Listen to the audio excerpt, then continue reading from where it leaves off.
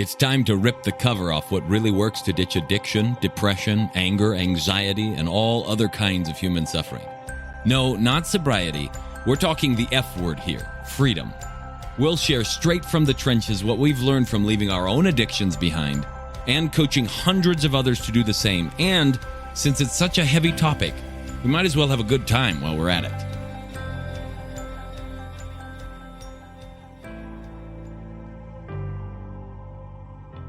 All right, folks, welcome back to the Alive and Free podcast. Today we get to start with Tai Lung. Yes, that's right.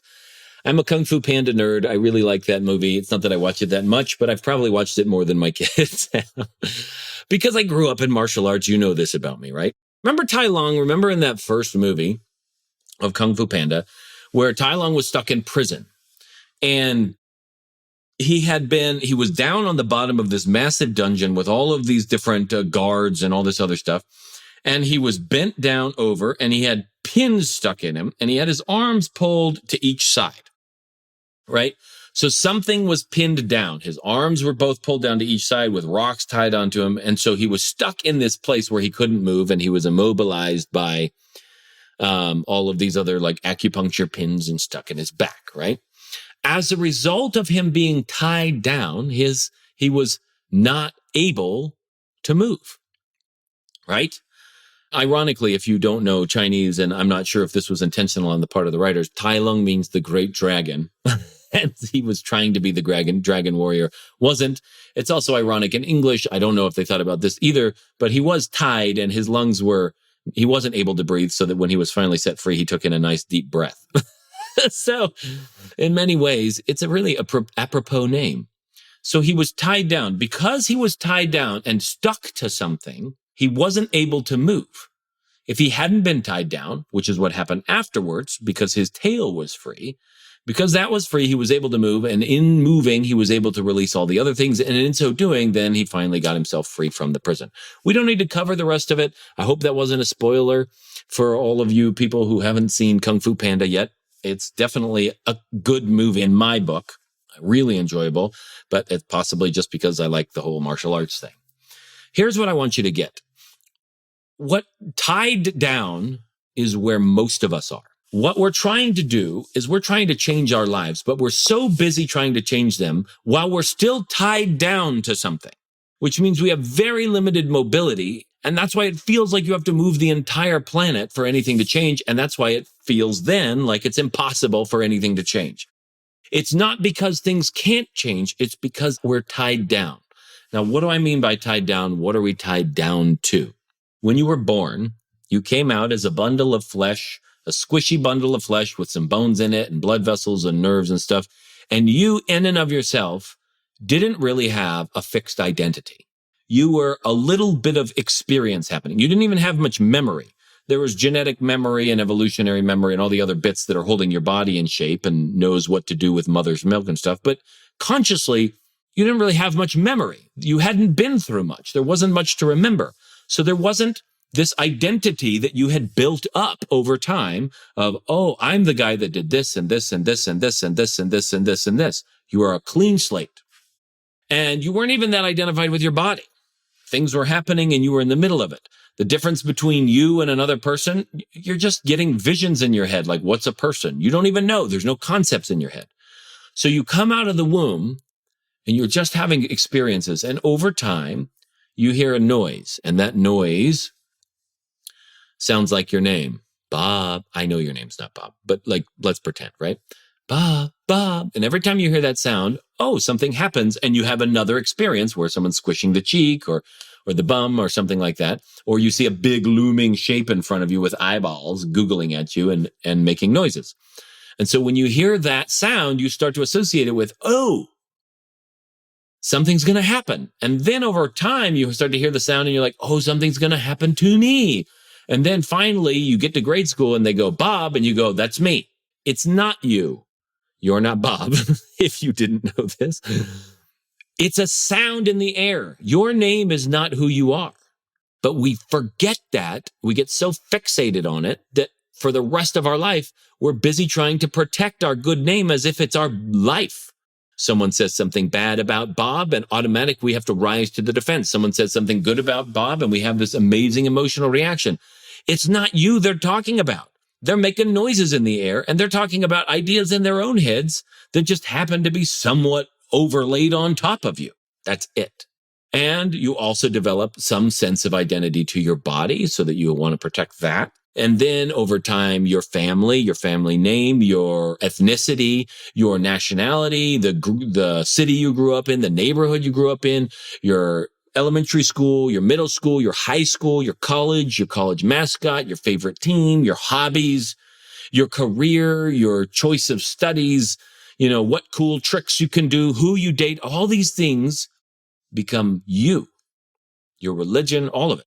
And so that when any one of those gets threatened in any way, shape, or form, to the extent that it feels like you, to that extent, it will jerk your chain. Imagine you're walking down along a fence, and all of a sudden you just grab onto the fence. Now that fence is attached to you. And so now you can only go to the length of your arm. You can't go much further. And now anybody jerks that fence, and it's going to rattle your cage. It's going to rattle your arm. As soon as you let go of the fence, they can jerk the fence all they want. They can even knock it over. You're fine. And I want you to consider that all the things you think that you are really just fences that you've grabbed onto, one with your foot, one with your hand, one with your teeth, one with your left nostril, one you tied your hair to, one you strapped on with a belt and attached a different way, one you hooked in with an ankle, one's tucked under your knee, one's in your armpit. And now you're holding on to all of these different things. Is it any wonder why it feels like you can't move? And is it any wonder why when anybody pokes any one of those things, it seems to affect your whole person? You are stuck because you're tied down. In other words, you started life as an individual, one thing that was not divided. You were just this moment, this experience. And then over time, you got divided and spread out over all of the world. And so there's bits of you everywhere. And then all of a sudden, one day you wake up and you say, I want to change my life. And you try to move and you can't because there's bits of you everywhere. And it's important to recognize that the first thing that you have to do is gather yourself and go from a divided person, a dividual, to an individual, to an undivided person. What does that mean? You have to see through all the lies you told yourself about who you are and what you really are. And you have to stop identifying with things that you're not. Shall we start at the beginning? Maybe we can help you with a little bit. We've already talked about your name. You've had probably multiple names or nicknames throughout your life. First name, middle name, last name. Those are just sounds that are emanating from a throat somewhere and shaped by a wiggling tongue in the air. They mean absolutely nothing. In another language, people might not even recognize them. In this language, because we have this conspiracy that English is a thing, then we all oh yeah, I know the meaning. But each of us makes up our own meaning anyway. We don't really have the same meaning all the time. And to you, it's just a sound that you have attached meaning to and you attached yourself to. As a result, every time that sound gets moved around, your mom calls your whole name, then suddenly it jerks you around too, and it jerks your emotions around and whatnot. And the first thing you have to do is recognize that that sound is not you, and that when someone's talking bad about that sound or that name, whether it's written or in audio form, what they're talking about is their own ideas about that. They don't see you.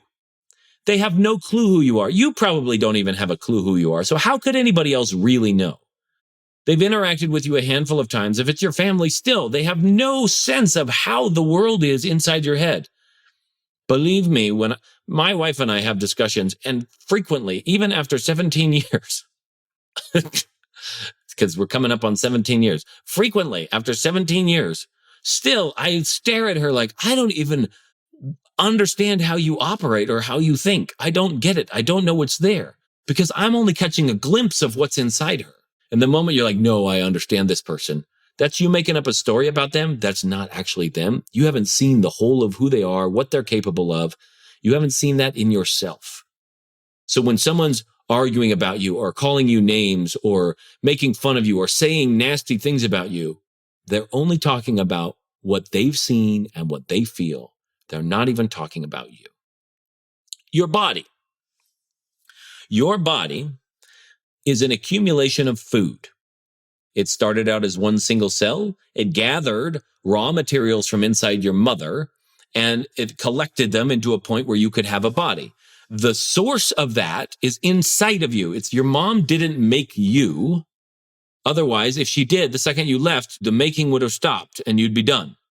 The making is coming from inside you, and you happen to have been using your mom's body and those resources in that environment, which she provided for you, in order to make that. You have always been the one gathering from your environment and using it to make raw materials for your life so that you could make yourself into what you are. And all the cells in your body every 7 or 8 years turn over. So if you're over 7 years old, you're not even the person that your mom birthed. Your body is not the same body. None of the cells are the same. Your skin is new every month. I think your liver is like every 18 months or something like that, right? All of the cells in it get replaced very, very frequently.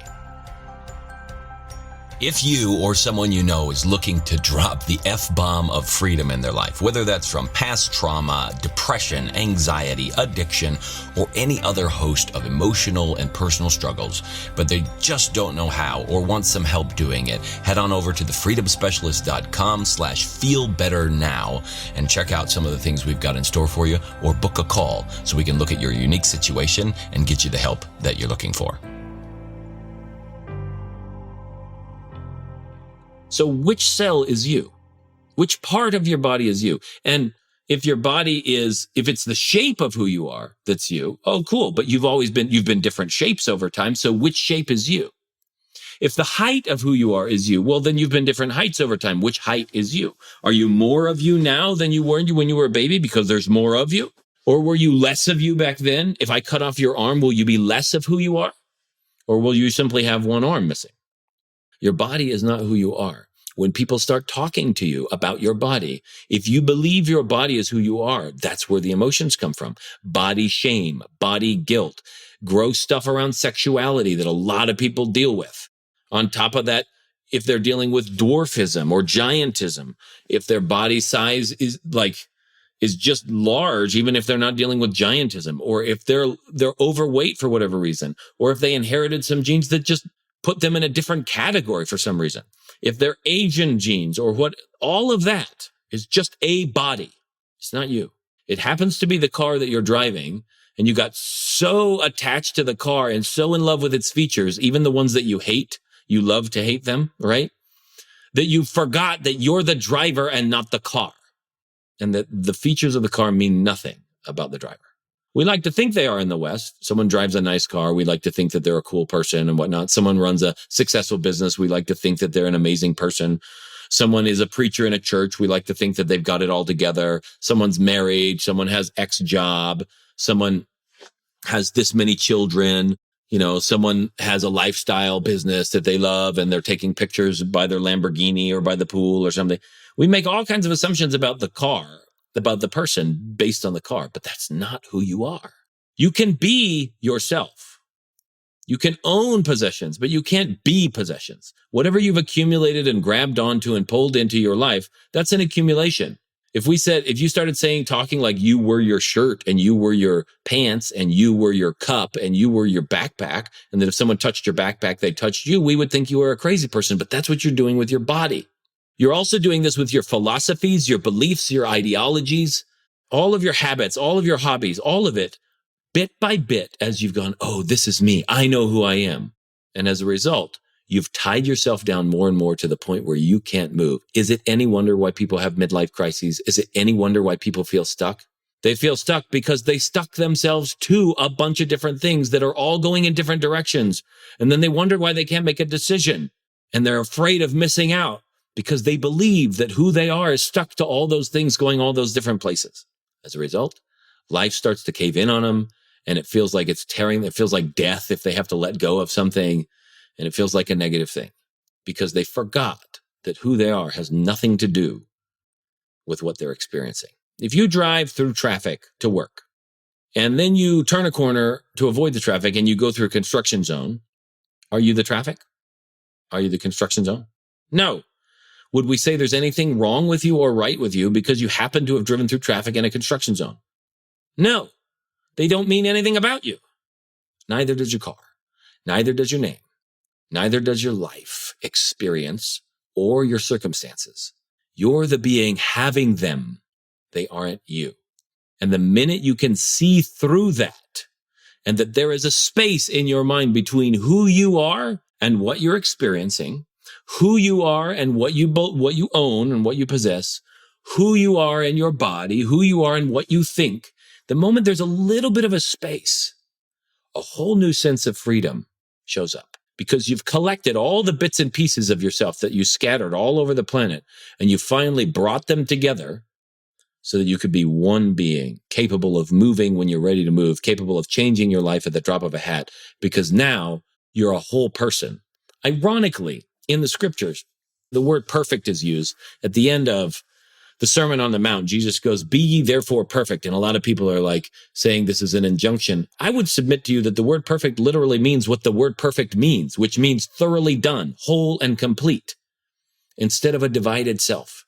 So many times throughout scriptures, throughout the New Testament, Jesus is talking about not dividing your attention, right? Not wavering, not serving two masters, but being all together in one place and going with all your heart, all your might, all your mind, all your strength, all of it together. You can't do that if half of your might is stuck in your body and the other half is stuck in your job and all of that other stuff. You can't do that. And so in the journey to freedom, the first thing to do is to let go of all the things that you think you are so you can finally discover the glorious experience of what you really are. And I'm not going to suggest even for a moment that I've tasted the depth of all that is inside of me, but what I have tasted is so incredible. And it produces so much freedom and so much ability to make changes in life and to just let go of things so that they don't come back. When I let go of addiction to pornography, and I want you to get clear on this. How was it affecting my life? I would go binge for 3 or 4 or 5 days, then get clean for a week or two, then go binge for 3 days, then get clean for a month, and then go binge for 3 or 4 days, and then be clean for a day, and then go back for another day, and then go clean for 2 days, and then give up and dive in for 2 weeks or 3 weeks, and then decide and resolve to do better and have a prayer and have an earnest emotional experience that felt super spiritual, and then try all over again. And that pattern would go and go. Some people will say, well, porn's not an addiction. You're right. There actually are no diagnoses for addiction. We don't need to digress into that now. But I want you to note, it didn't matter that for 18 years I had tried and failed to stop. It didn't matter.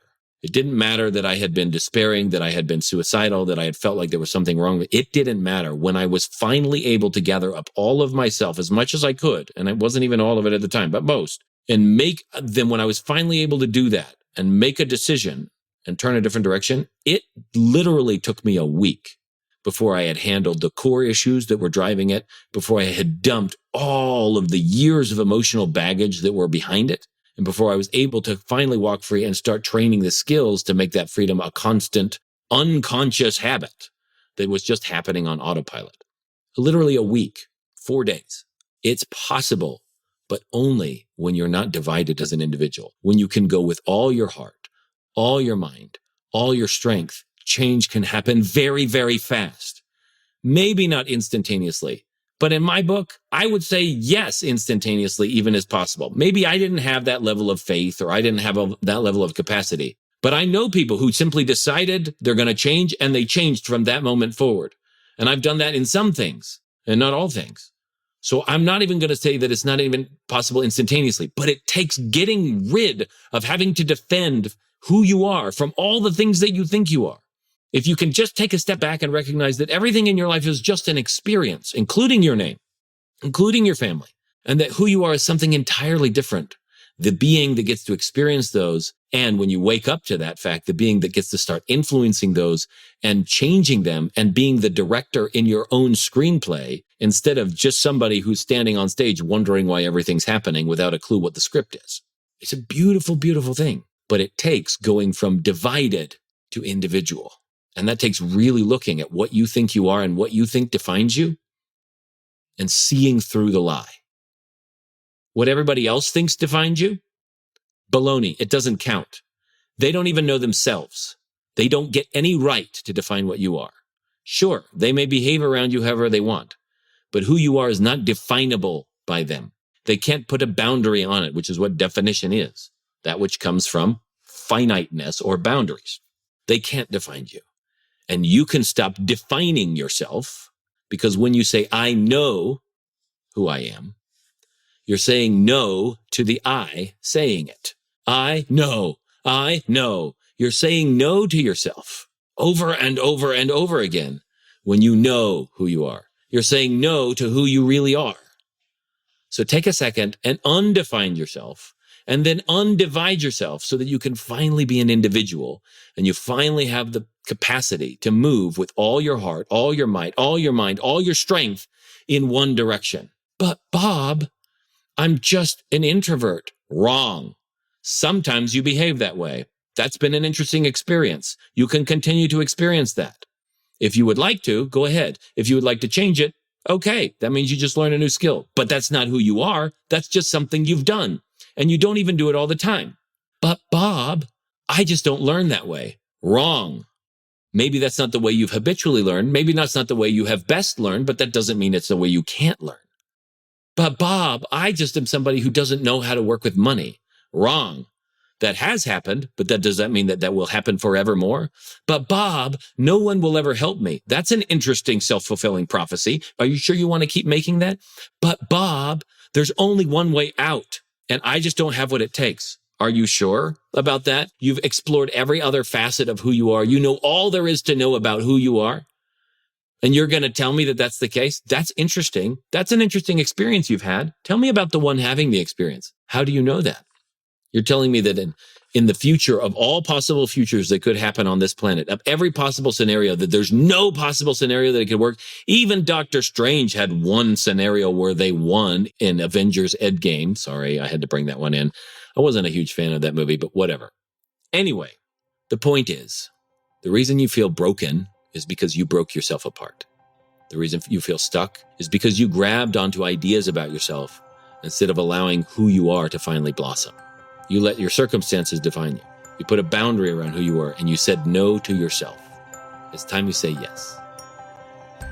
And that's it for today's Alive and Free podcast. If you enjoyed this show and want some more freedom bombs landing in your earbuds, subscribe right now at wherever you get your podcasts from. And while you're at it, give us a rating and a review. It'll help us keep delivering great stuff to you. Plus, it's just nice to be nice.